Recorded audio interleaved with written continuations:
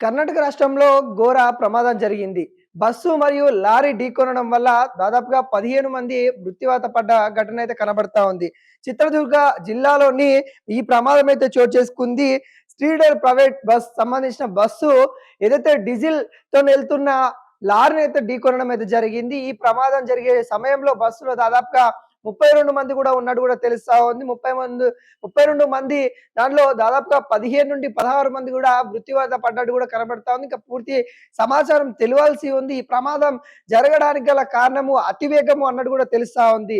Diesel ఉన్న lorry ఏదైతే ఉందో ఆ లారీ అతి వేగంతోని వస్తా ఉన్న నేపథ్యంలో అక్కడ టర్న్ తీసుకుందామనే నేపథ్యం కనబడతా ఉంది. ఇట్లు బస్సు వేగంగా వస్తా ఉన్న తరుణంలో ఇటు లారీ వేగంగా వస్తా ఉన్న పరిస్థితుల్లో 2 ఢీకొనడం వల్ల ఆ డీజిల్ ట్యాంక్ అవ్వడం వల్ల ప్రమాదము ఇంకా ఎక్కువ తీవ్రతగా దాల్చిందని కూడా చెప్పుకోవచ్చు. డీజిల్ ట్యాంక్ వల్ల బస్సు అక్కడికక్కడే క్షణాల్లో మంటల్లో మొత్తం పోయిందన్నట్టు కూడా చెప్పుకోవచ్చు. ఈ ప్రమాదంలో దాదాపుగా 32 మంది ఉన్నారని ప్రమాదం జరిగేటప్పుడు ఉన్నారన్నట్టు కూడా తెలుస్తా ఉంది. ఇటు కండక్టర్, డ్రైవర్ కొన ఊపిరితోని బయటపడ్డ నేపథ్యం అయితే కనబడతా ఉంది. ప్రయాణికులు మాత్రం ఒక 16 మంది అక్కడ సజీవ దహనమైనట్టు కూడా తెలుస్తా ఉంది. మరికొంతమంది కూడా చాలా తీవ్రంగా గాయాలయ్యి హాస్పిటల్‌లో ఉన్నట్టు కూడా తెలుస్తా ఉంది. మరణాల సంఖ్య పెరిగే అవకాశాలు ఉన్నట్టు కూడా తెలుస్తా ఉంది.